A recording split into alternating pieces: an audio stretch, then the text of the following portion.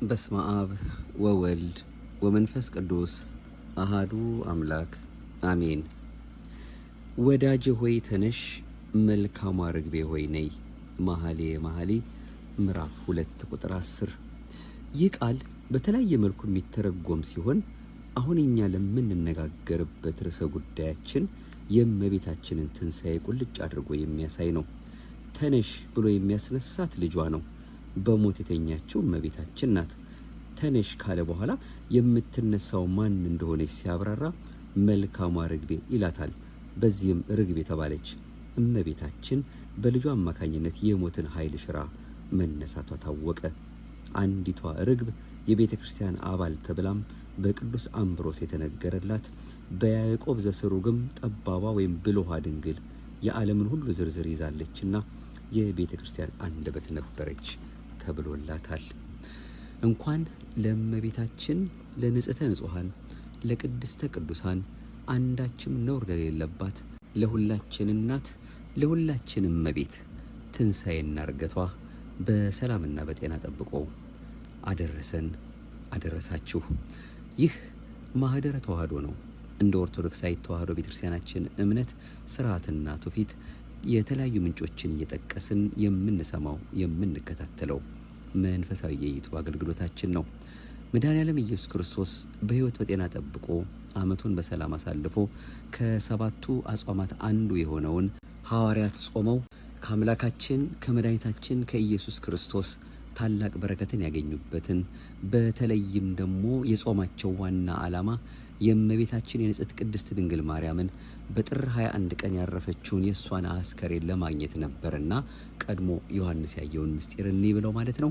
በኋላም ደግሞ ቶማስ ያየውን ትንሣኤዋን ዕርገቷን ለማየት ደግሞ በዓመቱ ጾመው እሱ አምላካችን ባወቀ በደግነቱ በካህሊነቱ በመሐሪነቱ ልመናቸውን ጸሎታቸውን ሱባኤያቸውን ወደ እርሱ ያቀረቡትን ደጅ ጥናታቸውን ተመልክቶ በጥር 21 ቀን ያልቀበሯትን እመቤታችንን በሁለት ሱባኤያቸው ነሐሴ 14 ቀን የእሷን የእመቤታችን የንጽሕት ቅድስት ድንግል ማርያምን አስከሬኗን ሰጥቷቸው ያንንም ቀብረው ደስ ብሏቸው ኋላም ደግሞ ቶማስ ትንሣኤዋን ዕርገቷን አይቻለሁ ባላቸው ጊዜ ደግሞ ትንሣኤዋን ዕርገቷን ደግሞ እኔ ብለው በዓመቱ ጾመው መድኃኔዓለም ኢየሱስ ክርስቶስ ራሱ ቀድሶ ቅዱስ ጴጥሮስን ረዳት ካህን አድርጎ እናታችንን መብርሃንን መንበር አድርጎ ቀዳሜ ሰማዕት ቅዱስ እስጢፋኖስን ዲያቆን አድርጎ እሱ ወዳለበት ወስዶ አቆርቦ ወደ ምድር የመለሰበትን ታላቁን የእናታችን የእመቤታችን የቅድስት ድንግል ማርያምን ክብሯን የገለጠበትን ለሁላችንም ደግሞ እንደ አቅማችን ጾመን ትንሣኤዋን ዕርገቷን እንድናይ የፈቀደበትን ይህንን የነሐሴ 16ን በዓል ነውና እያከበርን ያለነው። ከምንም ነገር በላይ ለእሱ የሚገባው ምስጋና ነውና ዕድሜውን አበድሮ ይህን ለማየት ስላበቃን ክብርና ምስጋና ለእሱ ለአምላካችን ለድንግል ማርያም አንድያ ልጇ ለሐዋርያት ጌታ ከአጥናፍ እስከ አጥናፍ ከጠዋት እስከ ማታ ከዘላለም እስከ ዘላለም ከፀሐይ መውጫ እስከ ፀሐይ መጥለቂያ ድረስ ይሁንልን። እማምላክ ወላዲተ አምላክ ልጄ ወዳጄ የሚለው ጸሎቷ ቃል ኪዳኗ ሳይለየን ለሐዋርያት ለደጋጎች ሁሉ የተለመነች ለእኛም ለኃጢአተኞቹ ተለምናን በሕይወት በጤና ተጠብቀን በእናትነት ፍቅሯ ተይዘን ይኸው ለዚህ ሰዓት እንድንደርስ የእሷም ሁልጊዜም የማይለየን እንደ አይነ ጥቅሻ አብሮን ያለው ፊት የማያስመልሰው አንገት የማያስቀልሰው ዘላለማዊ ምልጃዋ አብሮናልና እማምላክም ስሟ የከበረ የተመሰገነ ይሁንልን። እንደሱ እንደ አምላካችን ፈቃድ እንግዲህ ለዛሬ ለሐዋርያት አምላካችን የሰጠውን በረከት ለእኛም እንዲያበዛልን በበለጠ እየተማጸን ነው። ትንሣኤዋ ዕርገቷ ምን እንደሚመስል ከብዙ በጥቂቱ ከሙሉ በከፊሉ አሁንም ምንጭ ጠቅሰን ለዛሬ የምንከታተለውን ርቱዕ ሃይማኖት እንዲህ ያስተምረናል።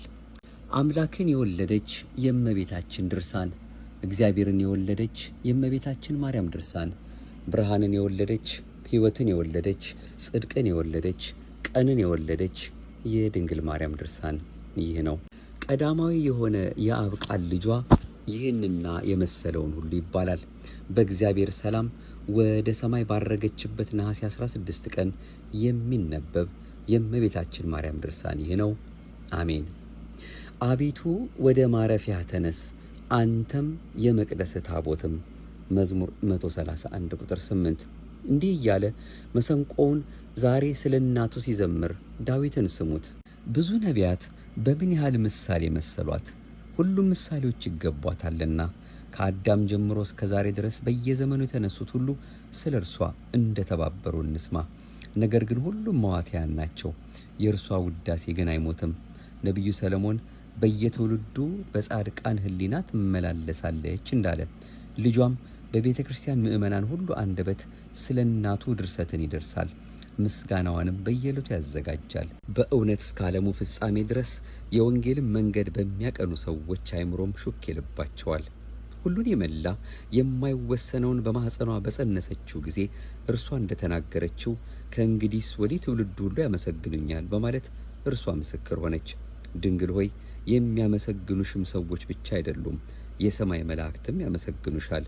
ማርያም ሆይ ባንቺ ለተጸነሰው አስደናቂ ክርስቶስም ይገዛሉ። ይነግራት ዘንድም ጀመረ።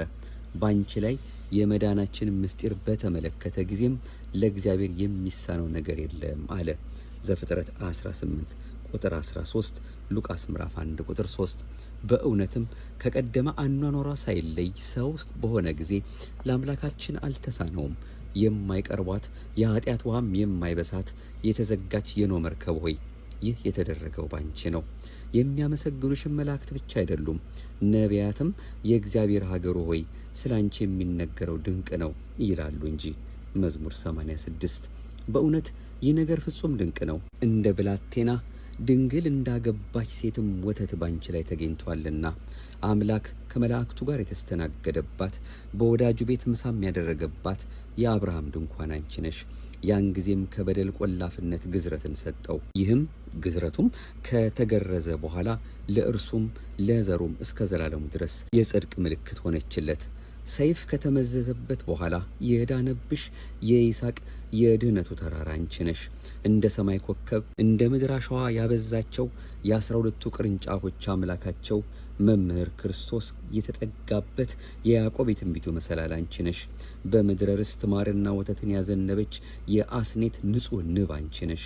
ከቅድስናው ብዛት የተነሳ ውስጣዊ ሰውነቱ እስከሚያበራ ድረስ ደም ግባቱ እንደ መስታወት የሚያበራ የዮሴፍ መካሪው አንቺ ነሽ። ለማርያም ብቻ ግን አይደለም፣ ስጋቸውን፣ ነፍሳቸውን፣ ሕሊናቸውንም ከኃጢአት ባነጹት ሰዎች ሁሉ በድንግል ማርያም ያደረው ኃይል ያድርበታል እንጂ። ነገር ግን ክብራቸው ከድንግል ማርያም ክብር ጋር አይተካከልም። በቅዱሳን ላይ የቅዱሳን ቅዱስ እግዚአብሔር ያድራል። ከእርሷ ግን በግልጽ ተወለደ። እነርሱን እርሱ ይመግባቸዋል። ድንግል ግን ሁሉን የሚመግበውን በጡቶቿ አሳደገችው። ለእነርሱ ኃይላቸው እርሱ ነው። ድንግል ግን በጀርባዋ አዘለችው፣ በክንዷም ተሸከመችው፣ በመሃል እጇ ያዘችው፣ በቅፏም ታቀፈችው። ሰማይና ምድር ከፊቱ የሚሸሹለት እርሱን ከንፈሩን ሳመችው። ስለዚህም መጽሐፍት ሁሉ በሁሉም ቅዱሳን የተሞላሽ የእግዚአብሔር የመቅደሱ ተራራ ሆይ ሰላም እንልሻለን ይሏታል። ጌታችን በርተሎሜዎስን በራእይ ፍጥረቱ ሁሉ ለአንዲት ጸጉሯ ዋጋ አይሆንም አለው። ስለዚህ ኤፍሬም ሰማይ ብራና ቢሆን የባህሩ ውሃም ቀለም ቢሆን የገዳም እጽዋትም ብዕር ቢሆኑ አምላክን የወለደች የድንግል ምስጋናዋን ጽፎ መፈጸም ባልቻሉም ነበር አለ። አባ ብንያምም ለአንቲያኮስ ሲነግረው የማርያም ስጋ እንደ ጻድቃን ሁሉ በመቃብር አለ የሚል ስጋዋ በሰማይ እንዳለ ነፍሷም ከስጋዋ እንደተዋሃደ የማያምን በነፍሷም በስጋዋም ከሶስቱ ሰማያት በላይ በመንግስተ ሰማይ እንዳለች ወደ ወደደችውም የምትጎበኝ በሰማይ በምድርም ስልጣን እንዳላት በጸሎቷ የሚታመኑ ፈቃዷንም የሚያደርጉ እንደሚድኑ ይህን የማያምን እጣው በልጇ ስም ካልተጠመቁት ወገን ይሆናል። በጭቃ ከተሰሩት በውጭ ካሉት ቤቶች ይልቅ በወርቅ የተለበጠ የንጉሥ ቤት እንደሚበልጥ ሁሉ የድንግል ማርያም ክብርም ከሁሉም ፍጥረት ይበልጣል አለ። የማርያምን ክብሯን ካወክስ ጉልበት ሁሉ የሚሰግድለት ኢየሱስ ክርስቶስ ስጋዋን ተዋህደ።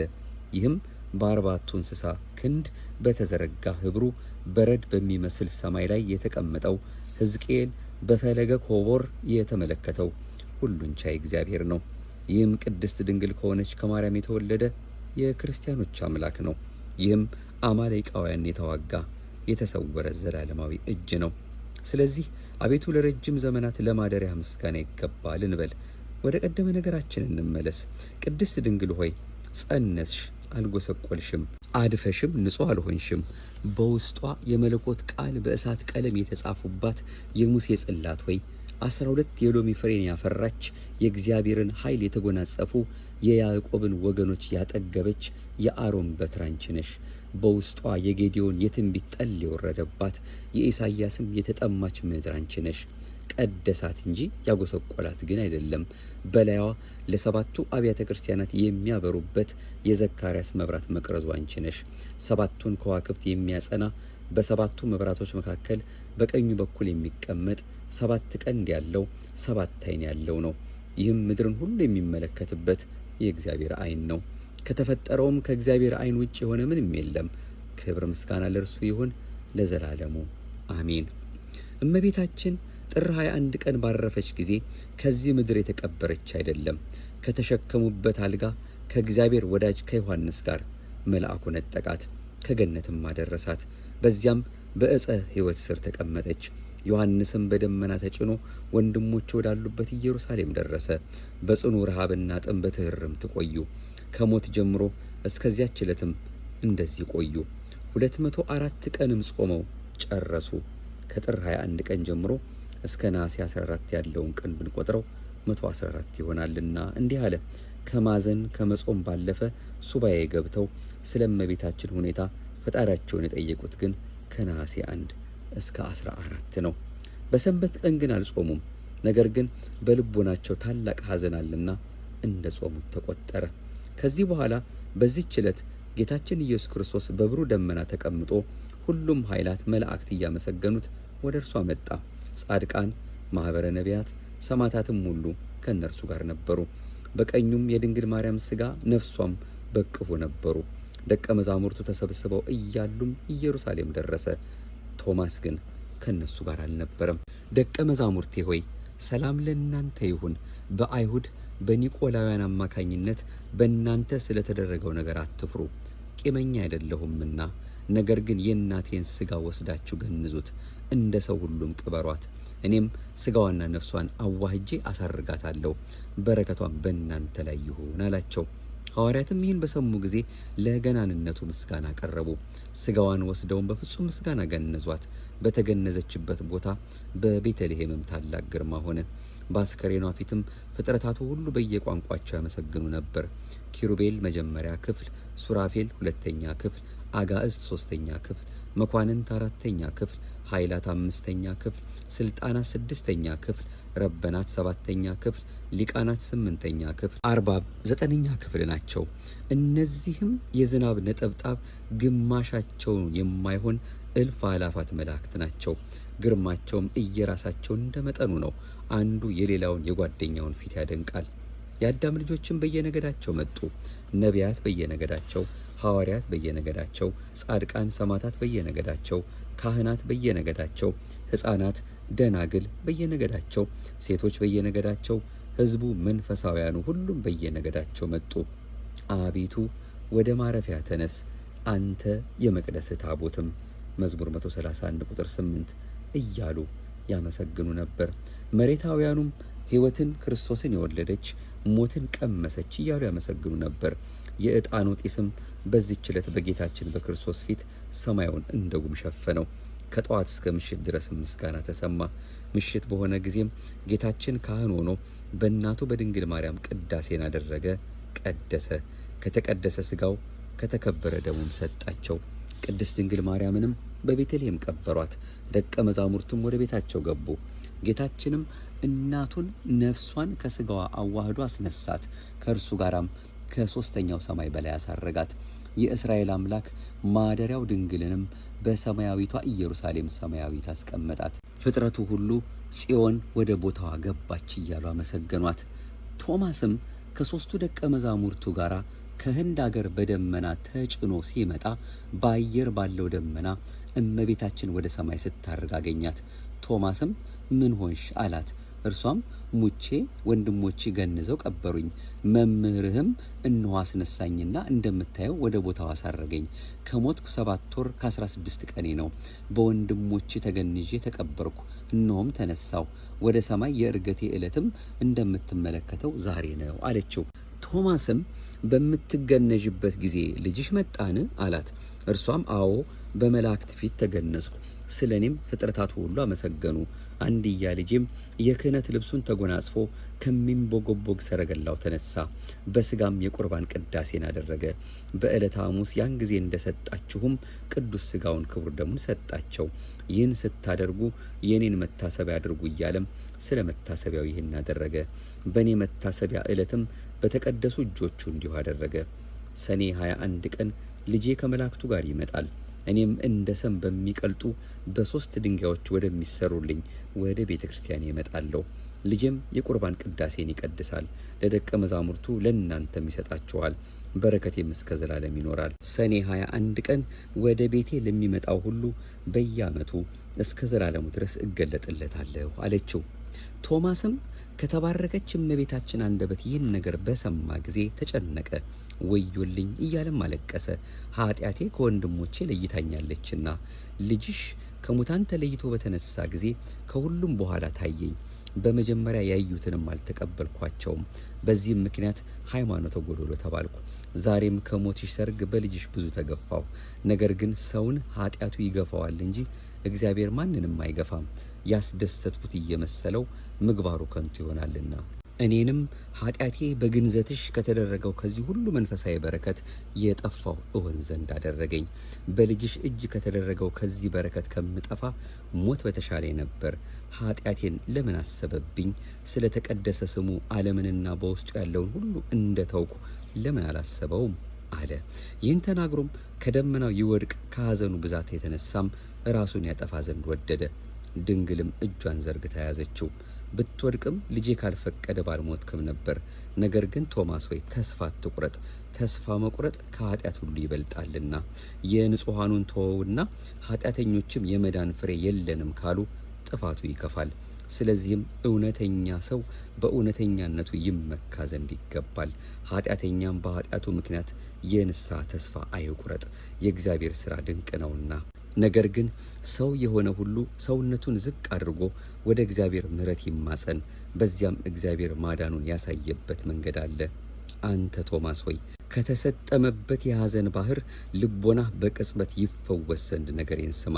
የልጄ ጥበብ ከባህር ጥልቀት ይልቅ ጥልቅ ነውና ከሙታን በተነሳ ጊዜ በኋላ የታየህ መጀመሪያ እንደምትክድ በኋላ ግን እንደምታምን አውቆ ነው። በመጀመሪያ መካድህ በኋላ ማመንህም ለክርስቲያኖች የሃይማኖታቸው አምድ ምሰሶ ናት። ከወንድሞች ያንተው ይበልጣልና እነርሱ አዩት፣ አንተ ግን በጣቶች ዳሰስከው። አንተ በምትሞትበት ጊዜም እነዚህ ያመኑ ጣቶች አይሞቱም፣ እስከ ዕለተ ምጽአት ድረስ በሕይወት ይኖራሉ እንጂ አለችው። እስከ ዛሬም ድረስ ጣቶችህ በሕይወት አሉ። ይህ እጅህም በህንድ አገር ወዳለው የተቀደሰ መቃብሩ የሚመጡትን በተበሳው ወይም በቀዳዳው ይባርካቸዋል። በመቃብሩም ታላቅ ዛፍ በቀለ፣ በየዓመቱም ያፈራላቸዋል። በመታሰቢያው ዕለትም ምእመናን በምስጋና በጸሎት ወደ መቃብሩ ይሰበሰባሉ። በካህን አምሳልም ይጠብቃል። ከወይኑ ፍሬ ወስዶም በክርስቶስ ላመኑ ሕዝቦች ይሰጣል። ይህንንም በየዓመቱ እንደ ቁርባን ይቀበላሉ። የወይኑ ፍሬ ከሰዎች አይበዛም። በዚህች ዕለት የሚቀበለው ሰውም ከወይኑ ፍሬ አይበልጥም። ከመታሰቢያው ዕለት በቀርም ፈጽሞ አያፈራም። በቅጠሎች ሁሉ ላይ በዕብራይስጥ ቋንቋ የሕያዋንና የሙታን ገዥ የሆነው የእግዚአብሔር ልጅ የኢየሱስ ክርስቶስ ሐዋርያ ቶማስ የሚል ጽሑፍ አለ። እንዲህ በማለት ነው እንግዲህ ርቱዐ ሃይማኖት ነገረ ዕርገት ዘድንግል ማርያም የሚለውንና የቶማስ ሐዘን ከዕርገቷ በመለየቱ ምን እንደሚመስል ይኸው አጠር ባለመልኩ የገለጸልን። ሌላ ምንጭ ጠቅሰን ይህንን ታላቅ በዓል በተለይም ርዕሳችንን የሚያብራራልንን ወዳጄ ሆይ ተነሽ ብለን የተነሳንበትን እንደ አምላካችን ፈቃድ በመቀጠል ደግሞ እንዲንከታተል የእመቤታችን የንጽሕት ቅድስት ድንግል ማርያም የዕርገቷ ጉዳይ በብሉይም በሐዲስ ኪዳንም መጽሐፍት ላይ የተገለጸ እውነታ መሆኑን መረዳት ነው። ምናልባትም ተጠራጣሪዎች አናምንም ሊሉ ይችሉ ይሆናል። ያ ግን የሚያስረዳው የእነርሱን የልቦና ዓይን መታወር ነው እንጂ የቃሉን ሽፍንነት ብቻ አይደለም። የእግዚአብሔር ቃል በተለያዩ መንፈሳዊ መልእክታት የተከበበ ነው። አንዱ ሊቅ አንዱን ክበብ በቅድስና አይቶ ሲመግበን ሌላኛው ሌላውን ክበብ ይመግበናልና ዓይነ ልቦናችን ተከፍቶ ምስጢሩን የምንመገብ ያድርገን። በመኃልየ ምዕራፍ 2 ቁጥር 10 ላይ ከመዝሙሮች ሁሉ ከመኃልዮቶች ሁሉ የሚበልጠው ዝማሬ ጠቢቡ ሰለሞን ሲጽፍ ወዳጄ ሆይ ተነሽ፣ መልካሟ ርግቤ ሆይ ነይ ይላል። የዚህን ቃል ምስጢር ለመረዳት ሲጀመር የመኃልየ መኃልይን ዋና መልእክት ማወቅ ይኖርብናል። መኃልየ መኃልይ በጥንቶቹ ሊቃውንት ምልከታ 3 መሰረታዊ መልእክቶች አሉት። አንደኛው መሲሁ ከመገለጡ በፊት ሕዝበ እግዚአብሔር ከእግዚአብሔር ጋር ያላቸውን አንድነት የሚያሳይ ነው። ሊቁ ኦሪገን፣ ሊቁ ጄሮም፣ ሊቁ አጉስጢኖስ በአንድነት የክርስቶስንና የክርስቲያኖችን አንድነት የሚያሳይ ነው ይሉናል። ሁለተኛው ደግሞ ቅዱስ ጎርጎርዮስ ዘኑሲስ የክርስቶስንና የክርስቲያኖችን ነፍስ አንድነት የሚያሳይ ነው ይላል። የክርስቲያኖችን ነፍስ ክርስቶስ እንዳጨ እንዲሁም የእውነተኛ አማኞች ነፍስ የክርስቶስ ሙሽሪት እንደሆነችና ሙሽራዋ ክርስቶስ ብቻ መሆኑን የሚያመለክት ነው። ሶስተኛው ደግሞ የአምላክን ስጋዌ የሚያሳይ ነው። በሌላ አባባል የመለኮትንና የትስብእትን ተዋህዶ አንድነት እዚሁ ጋር እመቤታችን የሚስጥረ ስጋዌ ሰርግ ቤት ስለሆነች አምላክ ሰው የሆነው የእርሷን ስጋና ነፍስ ነስቶ ስለሆነ የእመቤታችንንና የክርስቶስን አንድነት የሚያሳይም ነው። በመሆኑ ይህን ከዝማሪያት ሁሉ የሚበልጥ የዝማሬ መጽሐፍ የሚያነብ ሰው መኃልየ መኃልይን አስቀድሞ ከላይ ያሉትን ምስጢራት ማወቅ ይኖርበታል። በዚህ ምክንያት ታዲያ እንግዲህ ወደ ርዕሳችን ስንመጣ ወዳጄ ሆይ ተነሽ ማለት አንደኛ በአዳም ምክንያት ከወደቅሽበት የእርግማን ገደል ተነሺ ብሎ ቤተ ክርስቲያንን ከአዳም በደልና እርግማን ነፃ ያወጣትና ከምድራዊ አሳሰብ አውጥቶ ለሰማያዊ ርስት ያጫት መሆኑን ሲገልጽ ነው። ሁለተኛው ትርጓሜ ደግሞ የእመቤታችንን ትንሣኤ ቁልጭ አድርጎ የሚያሳይ ነው። ተነሺ እንግዲህ ወዳጄ ወይ ተነሺ የሚለው እንዳንዘነጋው ተነሺ ብሎ የሚያስነሳት ልጇ ነው። በሞት የተኛችው እመቤታችን ናት። ተነሺ ካለ በኋላ የምትነሳው ማን እንደሆነች ሲያብራራ መልካሟ ርግቤ ይላታል። በዚህም ርግብ የተባለች እመቤታችን በልጇ አማካኝነት የሞትን ኃይል ሽራ መነሳቷ ታወቀ።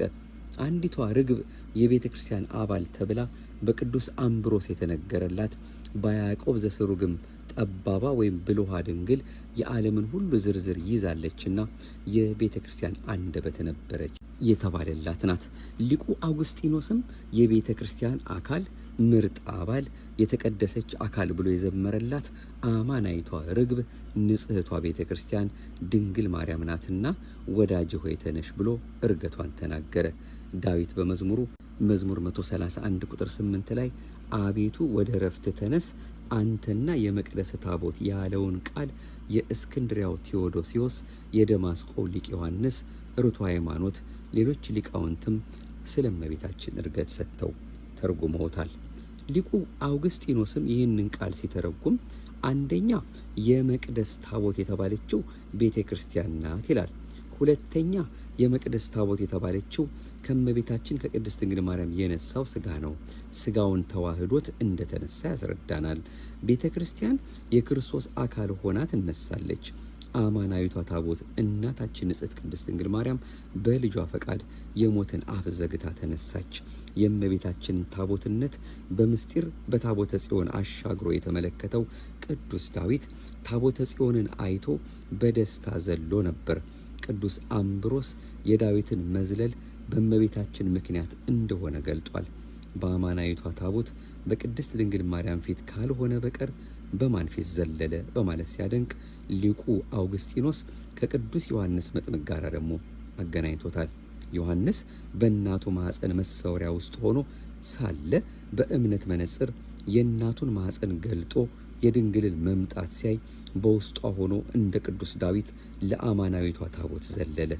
መዝለል ከምድር ከፍ ማለት እንደሆነ ከምድራዊ ምልከታና ሕይወት በመንፈስ ከፍ ስንል እርገተ ቅድስት ድንግል ማርያምን ወደ መረዳት እንደርሳለን። ካልሆነ አፈር ጥርጣሬ ተጭኖብን እንደ እባብ በምድር ስንሳብ እንኖራለን። ብዙ ምስጢራት ወዳሉት አሁን በጥልቀት ወደማናብራራው ወደ ራእይ ምዕራፍ 12 በረን ስንሄድ ደግሞ የድንግሊቱን ሴት የእናታችንን እርገት አረጋግጠን እንመጣለን። በሰማይ ላይ አንዲት ሴት ፀሐይን ተጎናጽፋ ጨረቃን ተጫምታ 12 አክሊል አድርጋ ታየች። በጾታ ለይቶ አንዲት ሴት ያላት መኖሪያ ከተማዋንም ሰማይ ያለላት እመቤታችን ካልሆነች በቀር ማን ልትሆን ትችላለች? እመቤታችንስ ባታርግ ኖሮ ዮሐንስ በሰማይ ይመለከታት ነበርን? የአርመን ቤተ ክርስቲያን ይህች ሴት እመቤታችን መሆኗን ትገልጻለች። ቪክቶሪያንስም ፀሐይ የቤተ ክርስቲያንን ትንሣኤ የሚያሳይ ነው፣ ጨረቃ ደግሞ መሞቷን የሚገልጥ ነው ሲል፣ አቡሊዲስ ዘሮም ደግሞ ፀሐይ ውበቷን ክብሯን የሚገልጥ ነው፣ ጨረቃ ደግሞ ሰማያዊቷን ወይም ሰማያዊትነቷን ከጨረቃ መብለጧን የሚያሳይ ነው በማለት ይህንኑ ጥቅሱን አብራርቶ ተርጉሟል። ብሔራውያን ሊቃውንትም ፀሐይ ክርስቶስን በማኅፀኗ መያዟንና ጨረቃ የተባሉ ቅዱሳን የሚሰግዱላት መሆኑን አመልክተዋል። ቅዱስ ገብርኤልም ከሴቶች ተለይተሽ የተባረክሽ ነሽ ያላት ፀሐይን ተጎናጽፋ ጨረቃንም ተጫምታ ከሴቶች ሁሉ በምልክቶቿ ተለይታ በሰማይ የታየችው ብቸኛዋ ውብ ሴት እናታችን ድንግል ናትና እርገቷን ለማጠራጠር ታጥቀው ከተነሱት ስሁታን ራሳችንን ጠብቀን በቤተ ክርስቲያን ትርጓሜ ነፍሳችንን እናርካት። ከብዙ በጥቂቱ አሁንም ስለ እመቤታችን ስለ ንጽሕት ቅድስት ድንግል ማርያም ትንሣኤና እርገት በተመለከተ መልክአ ፍልሰታ እንዲህ ብሎ ይነግረናል።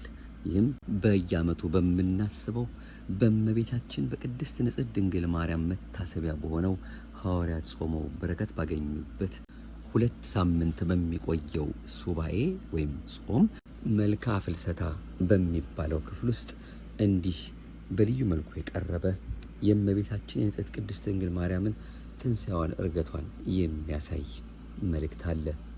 የሥጋ ምኞትን የማታውቂ አምደ ባህሪ የሆነ የሚያቃጥል እሳተ መለኮትን የወሰንሽ እናታችን ማርያም ሆይ ሰላም ላንቺ ይሁን።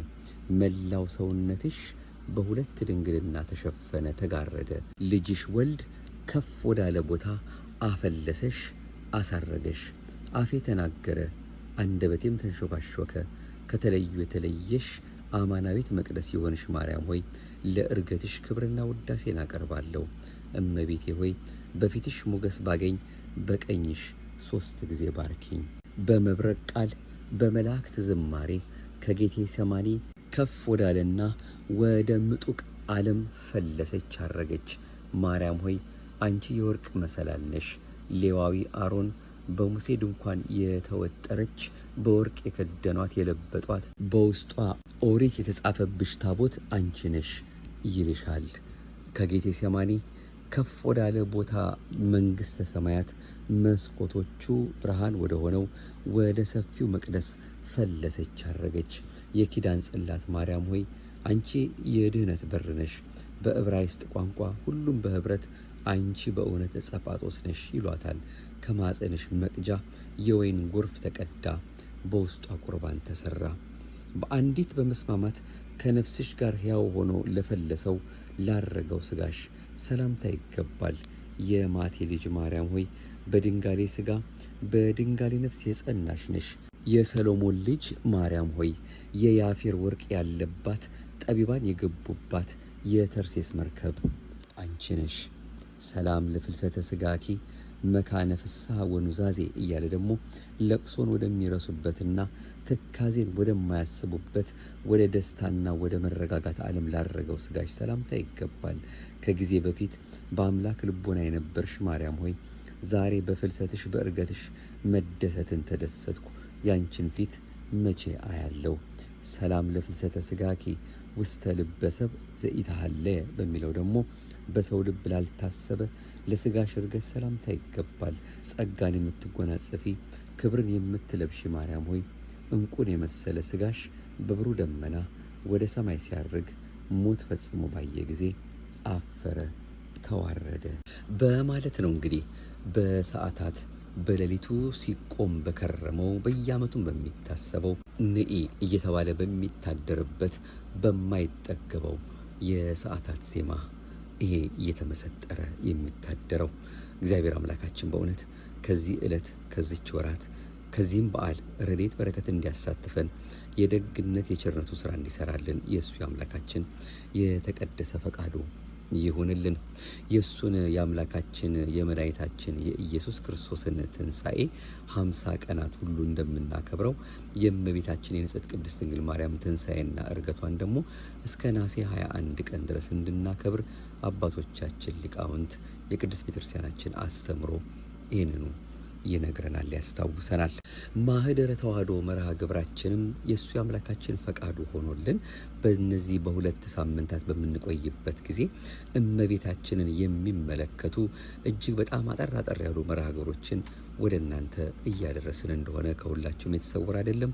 ለዘንድሮም እንግዲህ የዛሬውን ጨምሮ 6 ክፍሎችን ወደ እናንተ አድርሰናል። እስከ ነሐሴ 21 ቀንም ድረስ ስለ እመቤታችን ተነግሮ ተዘርዝሮ ከማያልቀው ትምህርት እየጨለፍን አሁንም መማማራችንን እንቀጥላለን። ምናልባት ዘንድሮ እንዳሰብነው በርከት ባለ ሁኔታ ስለ እሷ መናገራችንን ብዙም አልገፋንበትም። ምክንያቱም በተለያዩ የቅዱስ ቤተክርስቲያናችን የአገልግሎት ሁኔታ ተጠምደን ስለነበረ በዚህ ሁኔታ እንደው ያለውንም ቢሆን እየሰማን ያንንም ለበረከት እንድታደርግልን እሷኑ ደጅ እየጠናን መቆየታችን ግድ ስላለብን ነው። እግዚአብሔር አምላካችን አሁንም የደግነቱን ስራ ሰርቶ የእናቱን ጣዕሟን፣ ፍቅሯን፣ በረከቷን እንዲያሳድርብን ለደጋጎቹ ለቅዱሳን ሐዋርያት የሰጠውን ለነሱ ተለምኖ ሱባኤያቸውን ሰምቶ የልባቸውን መሻት እንደፈጸመ ለእኛም ደግሞ ግዳጅ የሚፈጽም የእሱን ቸርነትና ምሕረትን እንድናገኝ የሚያደርግ የእናታችን የመብርሃንን ጣዕሟን፣ በረከቷን፣ አማላጅነቷን፣ ጸጋዋን አትረፍርፎ ለሁላችንም የሚያድልበት ከሁሉ በላይ ደግሞ ወደ እሱ ቀርበን ፍቅሩን እያሰብን እንድንመላለስ በሁላችንም ልቦና ውስጥ ያንን ፍቅሩን የሚስልበትን መልካሙን ሕይወት እንዲያላብሰን ከምንም ነገር በላይ አብልጠን ይህን እየተማጸን እስካሁንም እሱ አምላካችን በቸርነቱ በጾምነው ጾም፣ በጸለይነው ጸሎት፣ ባቀረብነው ልመና እንደ አቅማችን ወደ እሱ በለመንበት ልመና ውስጥ ሁሉ የእሱ ደግነት በስቶልን የልባችን መሻት ሁሉ እንዲፈጸምልን የእሱ የመድኃኔዓለም አሁንም የተቀደሰ ፈቃዱ ይሆንልን። የሁላችንም እመቤት የሁላችን እናት ይህንን እንድናደርግ ስለምትረዳን ስለምትደግፈን አብራን ስላለች የእናትነት ፍቅሯ ስላልተለየን የሚራራ ልቦናዋ አብሮን ስላለ በእውነት አምላካችን እናቱ ስለሰጠን ስሟ የከበረ የተመሰገነ ይሁንልን። አምላካችን ከምንም ነገር በላይ ይህን ሁሉ የሚያደርገውን እሱን አብልጠን አግነን እናመሰግነዋለን፣ እናከብረዋለን፣ ከፍ ከፍ እናደርገዋለን። መልካም የእመቤታችን የንጽሕት ቅድስት ድንግል ማርያም የትንሣኤ በዓል ይሁንልን። እንቀጥላለን፣ አላቆምንም። ይኸው በዓልም ሆነ ሌሎችንም ከእመቤታችን ጋር በተያያዘ ደግሞ ሌሎች የምናክላቸው ምናልባት 1-2 መርሃ ግብሮችን እስከ ነሐሴ 21 ድረስ ይዘን ተመልሰን የምንከታተል ይሆናል። ክፍል 6ን የእመቤታችን የእሷኑ በዓል በተመለከተ እንዲህ አምላካችን በፈቀደልን መልኩ ሊቃውንት አባቶቻችን የነገሩንን ለማየት ሞክረናል። ማርያም አርጋለች ወደ ገነት፣ ማርያም አርጋለች ወደ ገነት፣ የሰማይ መላእክት እያረጋጓት፣ እሷም እንደ ልጇ ተነስታለች አርጋለች፣ ማርያም ተነስታለች። እኔ እንደው ለማስታወስ ብዬ ነው እንጂ እናንተው ራሳችሁ ማርያም አርጋለች የሚለውን በዘማሪ ቀሲስ ምንዳዬ የተዘመረውን በዩቱብ እየገባችሁ መከታተል ትችላላችሁ። ደግነቱን አብዝቶ ይህንን ጾም በሰላም ጀምረን ለመፈጸም ኃይል ብርታት የሆነን አምላካችን የሁላችን አባት የሁላችን ጌታ አሁንም ምስጋናና ክብር ለሱ ይገባዋል።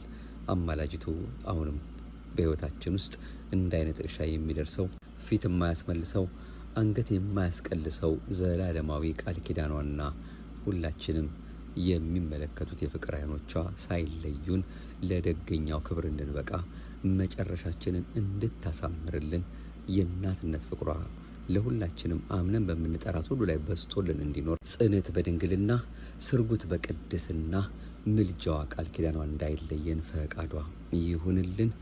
አምላካችን ሀገራችንን አስራት አድርጌ ሰጥቼሻለሁ ብሎ በማይታበል ቃሉ በራሱ የማለላትን እያሰበ ደጉን ጊዜ እንዲያቀርብልን የቸርነቱን ስራ እንዲሰራልን ፈታኞቿን ገለል እንዲያደርግልን ሁልጊዜም ሀገር እግዚአብሔር ተብላ የምትጠራበትን መልካም ስራ ወደ ቀደመው ነገሯ ወደ ቀደመው ክብሯ እንዲመልስልን የእሱ የሁላችን አባት የመድኃኔዓለም የድንግል ማርያም አንድያ ልጇ የአምላከ ቅዱሳን የአማኑኤል የተቀደሰ ፈቃዱ ይሁንልን።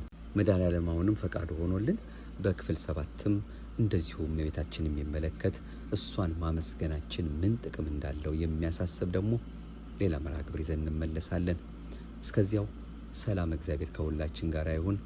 መልካም የትንሣኤ የእመቤታችን መታሰቢያ የሆነውን ትንሣኤና ዕርገቷን የምናከብርበት የምናገንበት በዓል እንዲያደርግልን የእሱ አምላካችን የልጇ የወዳጇ የተቀደሰ ፈቃድ ከሁላችንም ጋር ይሆንልን። አሜን። ይቆየን። አቤቱ አንተን መፍራትን በልቦናችን በጎ አምልኮትህንም በሕሊናችን ጨምር። ክብር ምስጋና ይሁን ለአብ፣ ክብር ምስጋና ይሁን ለወልድ፣ ክብር ምስጋና ይሁን ለመንፈስ ቅዱስ ዛሬም ዘወትርም ለዘላለሙ አሜን። ያው የዛሬው መልእክታችን ርቱዐ ሃይማኖት ከተባለው መጽሐፍና ትምህርተ ጽድቅ ከተባለው በተአምረ ማርያምና በነገረ ክርስቶስ ዙሪያ ግንዛቤ ከሚሰጠው መጽሐፍ ከሁለቱ አውጣተን ነው የደግነት ባለቤት ሊያስተምረን ፈቃዱ የሆነልን። በቀጣዩም እንደዚሁ ሌላ ምንጭ ጠቅሰን እንመለስበታለን። ስለ እሷ ተናግረን መቼ በቃንና በምን እንመስልሻለን ብለው እና አባ ሕርያቆስ ምሳሌ ያጡላትን እኛማ ደካሞቹ ስሟንስ ጠርተንስ መቼ በወጉን እንጠግብና አሁንም ማምላክ ወላዲተ አምላክ ከሁላችን ጋር ትሆንልን። መርሃ ግብራችንን ማህደረ ተዋህዶን እንደ ኦርቶዶክሳዊ ተዋህዶ ቤተክርስቲያናችን እምነት ስርዓትና ትውፊት እርሱ አምላካችን ባዘጋጀን መልኩ እሱ እየረዳን በቅርባችን ካሉ ምንጮች እየጠቀስን የምናደርሰውን ይህንን መንፈሳዊ አገልግሎታችንን እንደሱ እንደ አምላካችን ፈቃድ በእናንተ በኩል ደግሞ ለሌላው ማዳረስን ማካፈል እንዳትረሱ ከወዲሁ እንደ ሁልጊዜው ማስታወሻችን ወደ እናንተ እናደርሳለን። ብትችሉም እናንተም ሰብስክራይብ አድርጋችሁ እንድትከታተሉም ጠቆም ለማድረግ እንወዳለን። ይቆየን። ዲያቆን ጥበበ ማሞ ነበርኩ። እንደ እግዚአብሔር ፈቃድ ይህን መልእክት ለሁላችንም ሕይወት የሆነን ዘንድ በጋራ ሰምተን ፍቅሩን እናስብ ዘንድ ያደረስኳችሁ አምላካችን አሁንም ለሁላችንም ለፍሬ ለበረከት ያድርግልን። አሜን። ይቆየን።